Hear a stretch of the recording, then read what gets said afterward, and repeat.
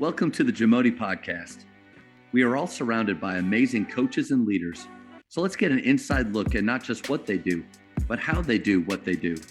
After all, becoming the best versions of ourselves is JAMODI, just a matter of doing it. Welcome to the Ballology app Ultimate Demo. Trusted by leaders in the game. Ballology is a player development platform built for coaches and players alike. You can expect live shot tracking, workout libraries, and AI insights.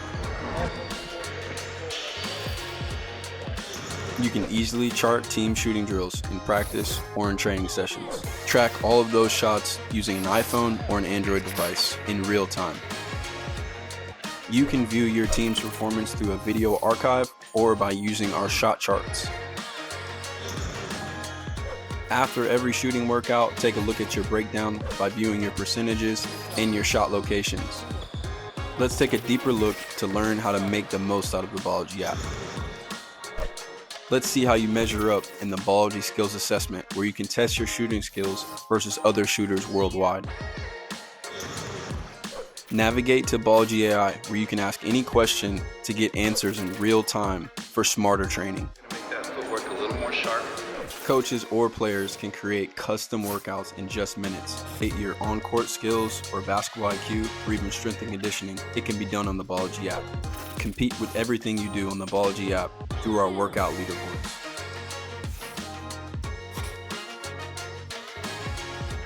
Elevate your game with the Ballology app. Download it for free today. This time of year, I mean, we've got about 20 days or so, until we get going. So I think this is a fun question to ask about your favorite thing or best thing that you borrowed lately that you're thinking is going to lead to more fun, more success with your team. Yeah. Obviously there's so much content out there nowadays, between social media, uploading things to YouTube, so many skills trainers, everyone has access to basically everything now. So like from my assistant coaches and we've got group text, and I bet half that group text is some random Twitter or Instagram post of, hey, look at this drill. We do this already, but look how they do it. It's like, there's so many things out there. So I actually ended up choosing with that question. I wanted to go back to TABC Clinic this past May. And Coach Andre Cook from St. Edward's University, who I've gotten to know over the last handful of years. And I've seen him speak now 3 times at different clinics. And to me, that high-low motion offense and what, his twists and stuff he puts with it, and the way he explained it with his best player, who actually was, I think, out for the season this last year, was basically his 3/4 position player. And I looked at our team that's coming back and, talking with our coaches, and we all were like, look, our 2 best players are our 4 and our 5. They're both 3-year lettermen coming into this year. They were both full-time starters last year. They were both first-team all-district players. Those are our 2 guys. What offense? Because we had run a lot of Princeton stuff, chin actions and point actions in particular, the last 4 or 5 years. And we really liked the player movement, the cuts, and the, different reads, but we really wanted to try to focus on what type of offense can get these 2 guys the ball in their hands to make the best decisions for not just themselves, but to put our team in the best position to be successful. And Coach Cook present at TABC, we looked at I record a lot of those things on my own, and we went back and we watched it. And one of my assistant coaches is big on the ChatGPT AI stuff. He basically spoke into it the whole time, and it ends up printing out this really insane document of bullet points, and if this, then that. First of all, the amount of stuff that AI can do is crazy, but insane. Yeah. Yes, we need to use that more as coaches for sure. Yeah. And I'm glad he did, because it saved us all kinds of time being able to go, hey, you know what? He made it into, after it, spewed everything out, he just copies all that, pastes it to a Google Doc, shares it, and we've got it. It was a matter of minutes. Yeah. But obviously, going back to Coach Cook's offense and stuff, because of the reads and as he calls it, the tells of, if the pass goes here, this is the action we're in, and these are the reads we're getting. Well, a lot of those reads were already a lot of the point series stuff that we had been using quite a bit the last 4 or 5 years with our program. So we kind of looked at it like, yes, we are tweaking the offense we run. And you tell a 15 to 18-year-old kid, like, hey guys, we're gonna add something to the offense, and they're probably thinking, oh my gosh, like it's gonna be so new and this and that. There's just a couple of minor tweaks, and it gets into the same stuff we'd already been really doing. We even figured out an easy way for us to blend the chin offense that flows right into that high-low motion. So we really like that we got to keep a really big part of our base of our offense and have it flow into this new thing we're working with. So the only my only, not, I don't want to call it a complaint because it's not really the kids' fault, but we're playing in, we sent our kids to play in summer, and even like we went to the TABC showcase, and we had worked on it at the very end of the school year. Obviously TABC clinic is middle of May, so we had about 2 weeks of school left, and we're trying to put in just a couple parts of that. And then in our summer skill sessions, we would take a couple minutes, last 10, 15 minutes of each hour. And we would try to put in a little bit more just if we had the right guys there for that day. And we tried to run some of it at TABC showcase, and for only really working on it for a couple of 2 weeks and change, it looked good. And then the rest of summer, your guys are sporadic with, these two guys are out of town, this guy's on a select team that plays out of the city, et cetera, et cetera. So we didn't get to work on it much after the TABC showcase until we kind of got back to school. But then we get into fall league these last couple weeks. And I don't know, every fall league is different, but it's just so like, it's almost all just transition based. Like it's just, teams aren't as scouted. No one's scouting anything in fall league. Your guys are just, you're getting to play. You're getting a little bit of camaraderie with the team and see how things are working with those pieces that are there. So we haven't gotten to run it much outside of our athletic period since. But man, I'll tell you what, if you like Princeton offenses and spacing and back cuts and reads, and you have a good 4 or 5 position player, because you can run it through the 5 quite a bit if you just move some pieces around. But it's got a lot of good stuff that we really like.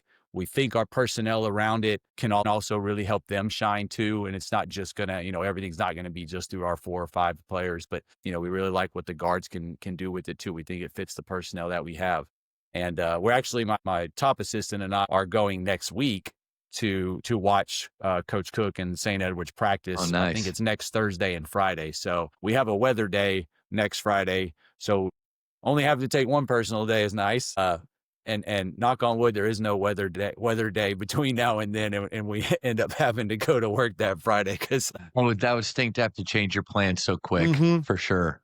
But I appreciate you sharing that about the thing that you borrowed, and I kind of made a little note of choosing an offense that works for your best players. Yeah. I think that's a great way for all of us to look at it, because like you probably have your favorite or what you would love to run. Yeah. And I have what I would love to run, but you got to ask yourself, am I trying to force a team to do something that doesn't really work for them? Yeah. And I think probably the fun of this is especially if you're a lifelong learner, is adding something new, blending. And you use the word blend. That's great. Like just because you have a few players that are skilled and you want things to center around them in a different way, doesn't mean you got to throw everything out that you've been doing.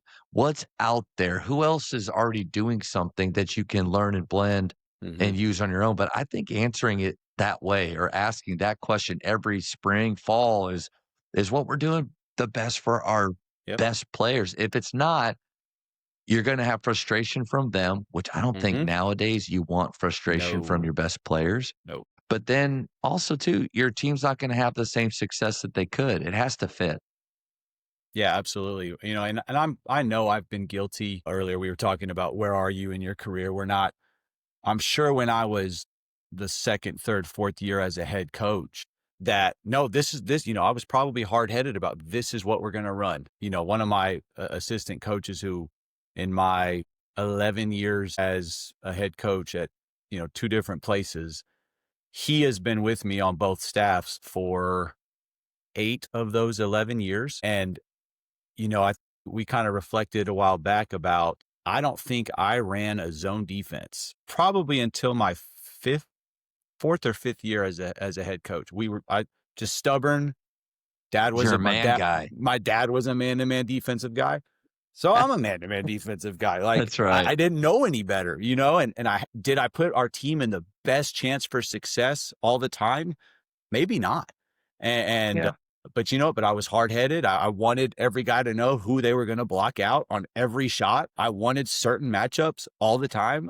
And so, even on the offensive end, I wanted us to run and play fast. We didn't have the personnel to play fast in my second year as a head coach. So what did we do? Maybe a little too late, but we started. I mean, there was almost a few games where it was literally every time across half court, we called a set. I mean, it wasn't the kids' fault. It was probably ours as coaches for not, letting them play a little bit more freely and saying, look, these are your options. As long as you keep making good reads, we'll keep playing, free.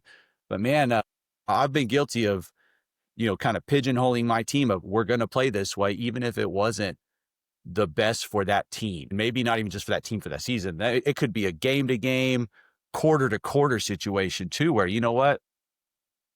We've been playing man and it's not working. Let's change to zone, and sometimes as coaches, we maybe overthink it. Like I said, I know I've been guilty of that, for sure. Another example, like kind of relating to that, a couple years ago, we were playing a really good, I think they were a top 10 or 15 ranked 3A team. We're at a 5A school, above average size 5A school. So on paper, it's easy to say, well, you're a 5A school, you should beat these guys. Well, this team had 2 studs, and we're sitting there going, again, I'm a man-to-man guy. I rarely played zone.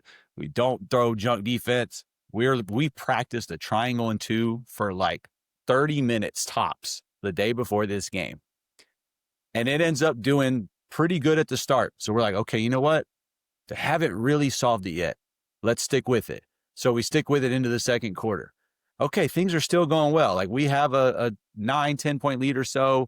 Things are going well. We've kind of taken these other 2 guys out of the picture. They're starting to get a little frustrated, et cetera. We end up playing, I think, almost the entire game with that.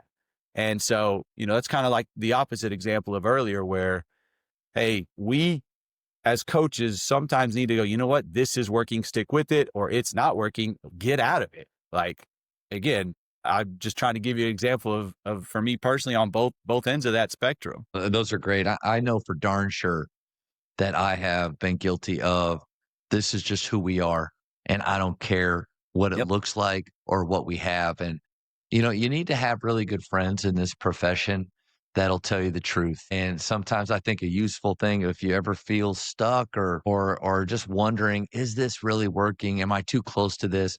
Is send your friends a game film and have them watch it. Yeah. But one thing is after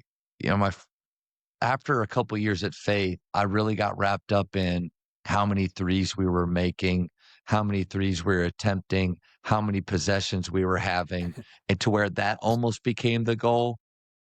And that's where we are right now. We're on the 3-point thing is a huge deal for our team right now. Which I still love it. And that is the ultimately the goal is to get the best shot as fast as possible every possession. So you got to define with shot selection what best is.